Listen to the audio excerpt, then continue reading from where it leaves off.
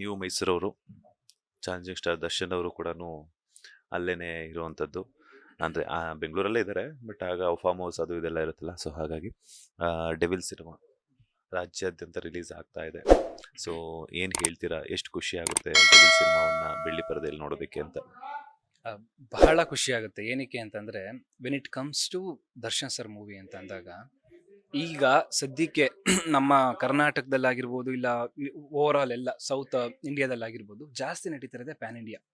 ತುಂಬ pan India seasons ನಡೀತಿರೋದ್ರಿಂದ ಎಲ್ಲ ಅಂದರೆ ಎಲ್ಲ ರಾಜ್ಯದ ಆರ್ಟಿಸ್ಟ್ಗಳು ಬಂದು ಹೋಗ್ತಾರೆ. ಬಟ್ ನಮ್ಮ ಕನ್ನಡ ಅಂದರೆ ದರ್ಶನ್ ಸರ್ ಮೂವಿಲಿ ಮಾತ್ರ, ಅಂದರೆ ಎಲ್ಲ ಮೂವಿಲಿ ಇರ್ತಾರೆ ಕನ್ನಡದವ್ರು ಇಲ್ಲ ಅಂತಲ್ಲ, ಬಟ್ ದರ್ಶನ್ ಸರ್ ಮೂವಿಲಿ ಜಾಸ್ತಿ ಪ್ರಾಮುಖ್ಯತೆ ಕೊಡೋದೇ ಕನ್ನಡದವ್ರಿಗೆ. ಅಂದರೆ ಅದು ವಿಲನ್ ಆಗಿರ್ಬೋದು, ಹೀರೋಯಿನ್ ಆಗಿರ್ಬೋದು, ಟೆಕ್ನಿಷಿಯನ್ಸ್ ಆಗಿರ್ಬೋದು, ಕೊರಿಯೋಗ್ರಾಫರ್ಸ್ ಆಗಿರ್ಬೋದು, ಇಲ್ಲ ಫೈಟ್ ಮಾಸ್ಟರ್ಸ್ ಆಗಿರ್ಬೋದು, ಇವರೆಲ್ಲರೂ ಕನ್ನಡದವ್ರಿಗೆ ಜಾಸ್ತಿ ಆದ್ಯತೆ ಕೊಡ್ತಾರೆ. ಕನ್ನಡದವ್ರು ಆದಮೇಲೆ ಅವ್ರು ಬೇರೆಯವ್ರಿಗೆ ಆದ್ಯತೆ ಕೊಡೋದು. ಸೊ ಆಮೇಲೆ ಅಪ್ಪಟ ಕನ್ನಡ ಮೂವಿ ಇದೆಲ್ಲನೂ ಕನ್ನಡ. ಅಂದರೆ ಈಗ ನಾವೆಲ್ಲರೂ ಫಾರ್ ಎಕ್ಸಾಂಪಲ್ ಕಾಟೇರ ನೋಡಿದ್ವಿ, ಯಾವ ಮಟ್ಟಿಗೆ ಇಟ್ಟಾಯಿತು ಅಂತ. ಅದು ಅಪ್ಪಟ Kannada movie. And Darshan sir movie ಬಂದಾಗ ಖುಷಿ ಆಗುತ್ತೆ. ಒಂದಿಷ್ಟು ಜನ ಕೆಲಸ ಸಿಗುತ್ತೆ, ಒಂದಿಷ್ಟು ಥಿಯೇಟ್ರುಗಳು ಓಪನ್ ಆಗ್ತವೆ. ಅಂದರೆ ಈ ಕಾಂತಾರ ಮೂವೀಸ್ ಎಲ್ಲ ಬಂದಿದೆ ಇಲ್ಲ ಅಂತಲ್ಲ, ಬಟ್ ದರ್ಶನ್ ಸರ್ಗೆ ಸಪ್ರೇಟ್ ಫ್ಯಾನ್ ಬೇಸ್ ಇರೋದ್ರಿಂದ ಲಾಕ್ ಆಗಿರೋಂಥ ಥಿಯೇಟರ್ಸ್ಗಳು ಮತ್ತೆ ಓಪನ್ ಆಗ್ತವೆ, ಒಂದಿಷ್ಟು ವಾರಗಳು ರನ್ ಆಗ್ತವೆ, ಥಿಯೇಟರ್ಸ್ ಒಳ್ಳೇದಾಗುತ್ತೆ. ಅಲ್ಲಿರೋ ಪಾರ್ಕಿಂಗಿಂದ ಹಿಡಿದು ಥಿಯೇಟರ್ಸ್ ಆಗಿರ್ಬೋದು, ಪಾಪ್ಕಾರ್ನ್ ಮಾಡಿರೋದು ಎಲ್ರಿಗೂ ಖುಷಿ ಇರುತ್ತೆ. ದರ್ಶನ್ ಸರ್ ಬಂದರೆ ಖುಷಿ ಇರುತ್ತೆ ಅಂತ. ಆ್ಯಂಡ್ ಪರ್ಸನಲಿ ನಮಗೂ ಖುಷಿ ಇದೆ. ಆಫ್ಟರ್ ಕಾಟೇರ ಒಂದು ಡಿಫ್ರೆಂಟ್ ಲುಕ್ಕಲ್ಲಿ, ಒಂದು ಡಿಫ್ರೆಂಟ್ ಸ್ಟೋರಿಲಿ. ಆಮೇಲೆ ಪ್ರಕಾಶ್ ಸರ್ ಬಗ್ಗೆ ಅಂದರೆ ಎಲ್ಲರಿಗೂ ಗೊತ್ತವ್ರು ಯಾವ ಥರ ಡಿಫ್ರೆಂಟಾಗಿ. ಮಿಲನ ನಾವು ಇನ್ನೂ ಮರೆಯೋಕ್ಕೆ ಆಗಿಲ್ಲ ಆ ಮಟ್ಟಿಗೆ. 15 ಇಯರ್ಸ್ ಆಗಿದೆ ಮಿಲನ ಬಂದು, ಇವತ್ತು ನಾವು ಅದನ್ನ ಮೂವಿನ ಮರೆಯೋಕ್ಕಾಗಿಲ್ಲ. ಸೊ ಆ ಡೈರೆಕ್ಟರ್ ಅಂಡರಲ್ಲಿ ದರ್ಶನ್ ಸರ್ ಮಾಡ್ತಿದ್ದಾರೆ ಅಂದಾಗ ಭಾಳ ಖುಷಿ ಇತ್ತು. ಆ್ಯಂಡ್ ನಾವು ನಾಳೆಗೆ ವೆಯ್ಟ್ ಮಾಡ್ಕೊಂಡಿದ್ದೀವಿ, ಯಾವ ಥರ ಬರುತ್ತೆ, ಹೇಗಿರುತ್ತೆ, ಏನು ಇತ್ತಾ ಅಂತ. ಸೊ ಆಲ್ರೆಡಿ ಟಿಕೆಟ್ ಬುಕ್ ಆಗಿದೆಯಾ? ಟಿಕೆಟ್ ನಮ್ಮ ಹುಡುಗನ್ ಬುಕ್ ಮಾಡೋಕೆ ಹೇಳಿದ್ದೀನಿ. ಫಸ್ಟ್ ಡೇ ಫಸ್ಟ್ ಶೋ ಸಿಗಲಿಲ್ಲ, ಬಿಕಾಸ್ ನಾನು ಶೂಟಲ್ಲಿದ್ದೆ. ಬಿಟ್ಟು 1 ಅವರ್ಗೆ ಮೈಸೂರಲ್ಲಿ ಮೇನ್ ಸ್ಕ್ರೀನ್ ಅಂತ ಕೊಟ್ಟಿರೋದೇ ವುಡ್ಲ್ಯಾಂಡ್ ಕೊಟ್ಟಿದ್ದಾರೆ. 5 ಶೋಸ್ ಇಟ್ಟಿದ್ದಾರೆ ನಾಳೆಯಿಂದ. ಬೆಳಗ್ಗೆ 6 ಗಂಟೆಯಿಂದ 5 ಶೋನು ಬುಕ್ ಆಗೋಗಿದೆ, ಸಿಗ್ತಾನೆ ಇಲ್ಲ ಟಿಕೆಟ್ಸು. ಸೊ ನಮ್ಮ ಹುಡುಗಂಗೆ, ಈಗ ನಮ್ಮ ಹುಡುಗ ಮಾಲ್ ಆಫ್ ಏಷ್ಯಾದಲ್ಲೇ ಅವನೇ ಮ್ಯಾನೇಜರಾಗಿ ವರ್ಕ್ ಮಾಡ್ತಿರೋದ್ರಿಂದ ಸ್ವಲ್ಪ ರಿಕ್ವೆಸ್ಟ್ ಮಾಡ್ಕೊಂಡಿದ್ದೀನಿ. ನಾಳೆ ಬೇರೆ ನನಗೆ ಶೂಟ್ ಬೇರೆ ಇಲ್ಲ, ಸೊ ಹಾಗಾಗಿ ನಾಳೆ ಹೋಗಿ ನೋಡ್ಕೊಬರೋಣ ಅಂದ್ಕೊಂಡಿದ್ದೀನಿ. ಎಲ್ಲರೂ ಅಂದರೆ ನಾನು ರಿಕ್ವೆಸ್ಟ್ ಮಾಡೋದೇನು ಅಂತಂದರೆ, ಈಗ ದರ್ಶನ್ ಸರ್ದು ಮೂವಿ ಬರ್ತಿದೆ, ಹಾಗಾಗಿ ಎಲ್ಲರೂ ಥಿಯೇಟ್ರಿಗೆ ಹೋಗಿ ನೋಡ್ತೀವಿ ಮಾಡ್ತೀವಿ. ಬಟ್ ಇತ್ತೀಚೆಗೆ ನಾನು ಸ್ವಲ್ಪ ಗಮನಿಸಿರೋದ್ರಿಂದ ಏನು ಅಂತಂದರೆ, ಕನ್ನಡ ಮೂವೀಸ್ ಸಾಕಷ್ಟು ಬರ್ತಾ ಇದೆ, ಬಟ್ ಜನಗಳನ್ನ ಹೋಗಿ ನೋಡ್ತಿಲ್ಲ. ಯಾಕೆ ಅಂತ ನನಗೂ ಗೊತ್ತಾಗ್ತಿಲ್ಲ. ಅಂದರೆ ಈ ಕಮೆಂಟ್ಸ್ ಹಾಕ್ತೀರಾ, ಒಳ್ಳೆ ಮೂವಿ ಬಂದರೆ ಹೋಗಿ ನೋಡ್ತೀವಿ ಮಾಡ್ತೀವಿ ಅಂತ.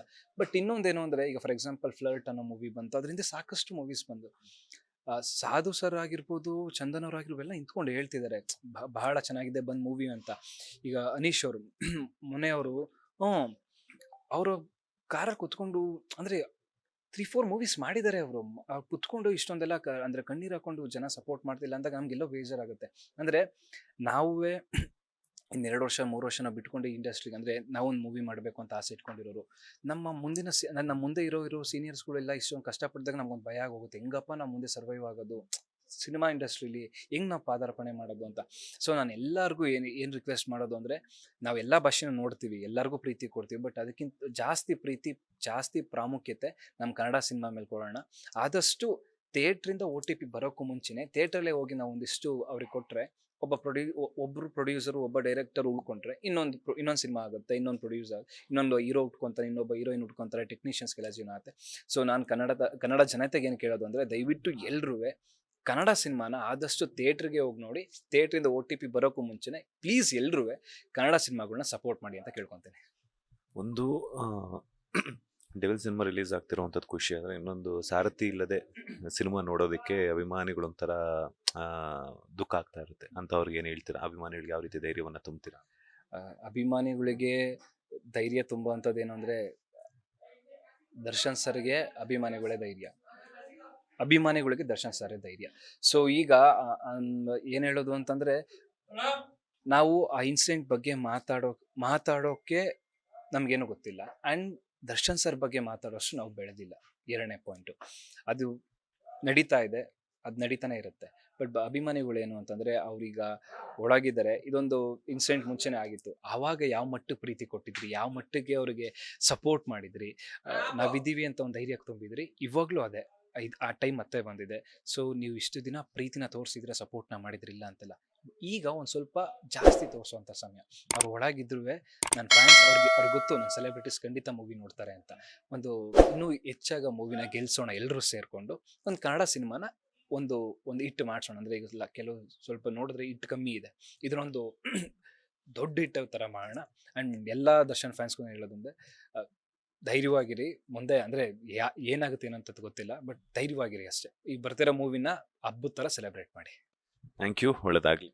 Thank you so much. Latest ಹಾಗೂ ಇಂಟ್ರೆಸ್ಟಿಂಗ್ ಸುದ್ದಿಗಳಿಗಾಗಿ ಬಾಸ್ ಟಿವಿ ಕನ್ನಡ ಚಾನೆಲ್ನ ಸಬ್ಸ್ಕ್ರೈಬ್ ಮಾಡಿ. ಹಾಗೆಯೇ ಬೆಲ್ ಐಕಾನ್ ಪ್ರೆಸ್ ಮಾಡಿ. ಇದರ ಜೊತೆಗೆ ಫೇಸ್ಬುಕ್, ಇನ್ಸ್ಟಾಗ್ರಾಮ್, ಎಕ್ಸ್ನಲ್ಲೂ ಮಿಸ್ ಮಾಡದೆ ಫಾಲೋ ಮಾಡಿ.